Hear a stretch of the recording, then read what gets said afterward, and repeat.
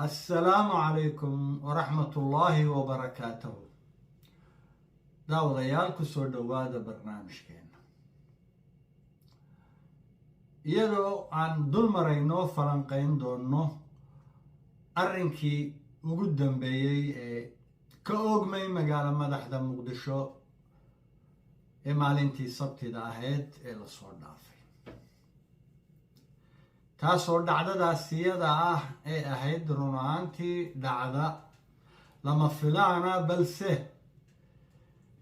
argagax ku riday xukuumadda jamhuuriyadda federaalk ee Soomaaliya,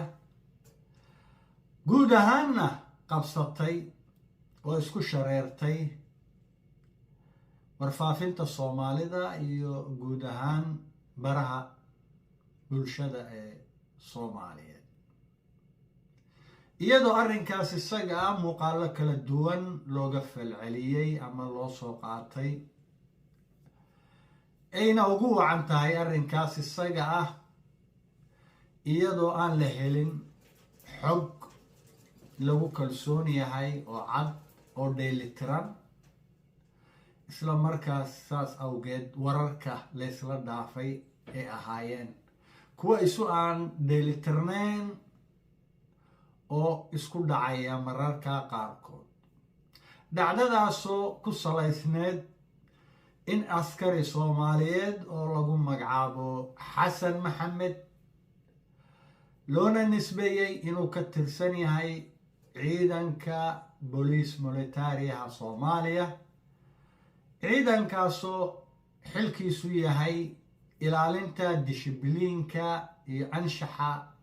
ciidamada militariga. xilkaas isaga ana marka loo fiirsado sooyaal ahaan uu ahaan jiray xitaa xilligii dowladdii dhexe ee Soomaaliyeed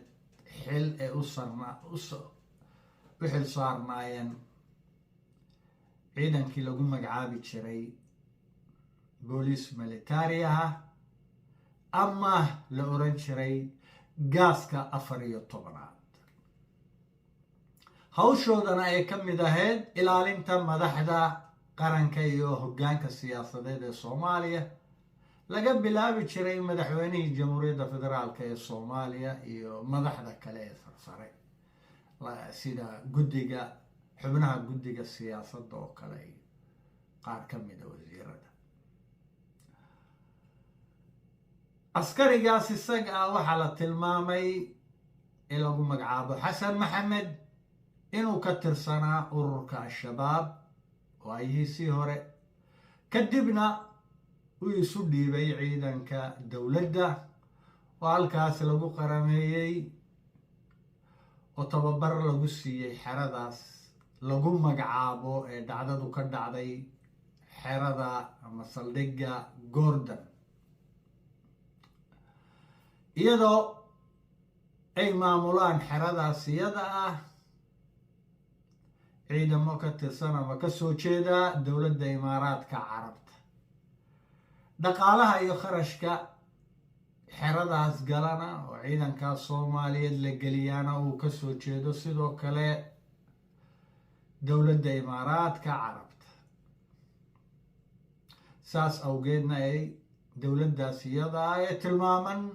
kaalin faragelin ugu leedahay ciidankaas xeradaas jooga oo arrimaha taladooda ay meel weyn ka taagan tahay oo gacanta ku hayso. goobtaas iyada ah askarigaas wax dilay ee lagu magacaabo Xasan Maxamed wuxuu galaafsaday dadyow badan oo isugu jira dadyow qalaad iyo dadyow iyo ciidan Soomaaliyeed. guud ahaan kama soo bixin wax warbixin ah bilowgii dhacdadaas iyada ah xukuumadda Soomaaliya, balse warbixin waxay ka soo baxday dhanka dowladda Imaaraadka Carabta. run ahaantiina loo arkay arrinkaasu inuu yahay mid nasiib darro ah oo xukuumadda soomaaliyeed ay isku dayday intay awoodi karto inay dhacdadaas iyada ah ee foosho xum inay qariso asbaab siyaasadeed iyo nabadgelyo awgeed. tirada marka loo fiirsado dhacdadaas iyada ah ku nafbaxday hadday noqoto soomaali iyo hadday noqoto dadkii qalaad, dadkaas qalaad oo isugu jiray imaaraatiyiin iyo afrikaan iyo hal qof oo lagu tilmaamay inuu u dhashay boqortooyada baxrayn.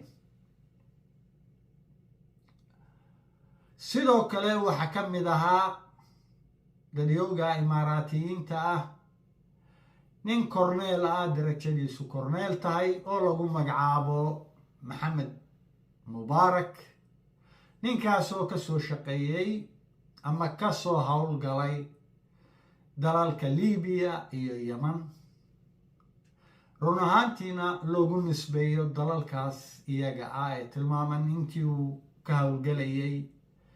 inuu dhibaatooyin mugle oo xoog leh ka geystay. gunaanadkiina uu ku dhintay xerada gordon. balse daawadayaal, arrinka ugu muhiimsan mar haddii la isla gartay in dhacdadu qaabkaas u dhacday, ka sokow tirada dhimashada iyo dhaawaca oo weli ilaa haddeertadaas aan barnaamijka tibinayo aanay sugnayn, balse nambarku uu badan yahay oo marka la isku daro labada dhinac, dhinaca qalaad ee ajaaniibta iyo dhinaca soomaaliyeedba, dhimasho iyo dhaawac marka la isu geeyo uu cagacageynayo 50 qof. balse arrinka u baahan in la hor istaago wuxuu yahay in saraakiishaas gaar ahaan imaaraadka ee xerada soo booqatay oo lagu laayay inay sida la tilmaamay magaalada muqdisho ku sugnaayeen muddo 2 cisho ah iyagoo ka yimi safar dibadda ah, isla mar ahaantaasna aan la ogeyn oo si kadisa ay u yimaadeen xerada gordon. saas awgeed aan la oran karin in dhacdadaas iyada ah ee ahayd assassination ama shirqool hore loo sii dhigay. waa dhici kartaa in u qornaa in ninkaas markii iyo kooxdaas la socotoba markii jaanis loo helo in la laayo ama la cuno, balse ma cayineen muuqaalka arrinkaas isaga uu u fulayo. arrinkaasuna uu u egyahay mid loo daayay qadarinta iyo maamulidda iyo isku dabaridka askarigaa soomaaliyeed ee lagu magacaabo xasan maxamed iyo ciddii kale oo falkaas isaga kula jirtay ee qarsoon oo ilaa hadda aan gacantu iyo ogaanshuhuba aanu gaadhin. qoriga uu ku dilay iyo qaabka wuxuu u dilay askarigaas isaga waxaa lagu tilmaamay inuu isticmaalay qoriga BKM-ka oo silsilada dheer leh, oo silsiladaas ay ka kooban tahay rasaas aan la soo koobi karin oo tiro badan.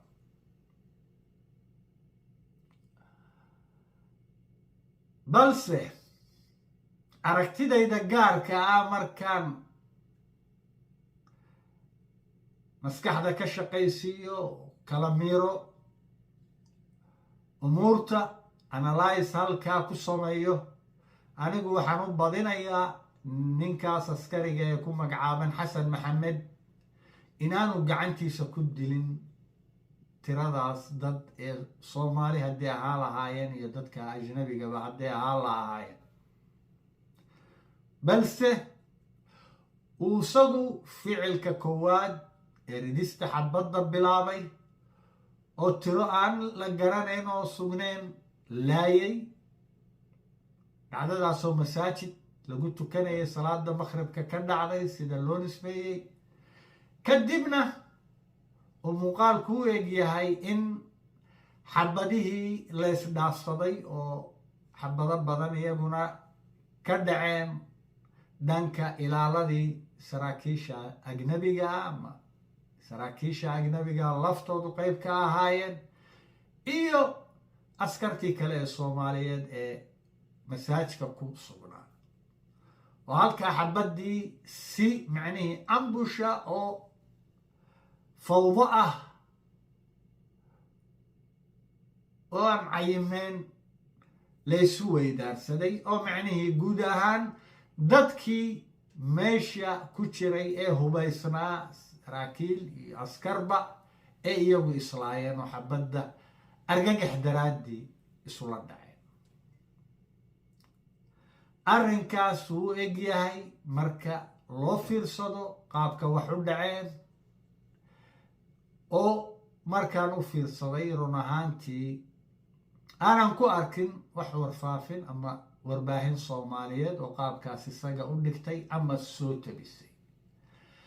arrinka aan sheegayo taminayona waa aragti gaara balse salka ku haysa macnihii qiimaynta iyo u eegidda sida wax u dhici karaan iyo sida wax u dhaceen marka loo barbar dhigo in qofkii falka geystay uu ahaa hal qof oo keliya hal qori oo keliya sita aanu nuxurkii iyo gunaanadkiina waxaasoo dada dili karin iyagoo hubaysan. daawada dhegayste waa anigoo ah khaalid xasan yuusuf. intaan barnaamij kale ku kulmi doono iga guddooma. assalaamu calaykum waraxmatullaahi wabarakaatu.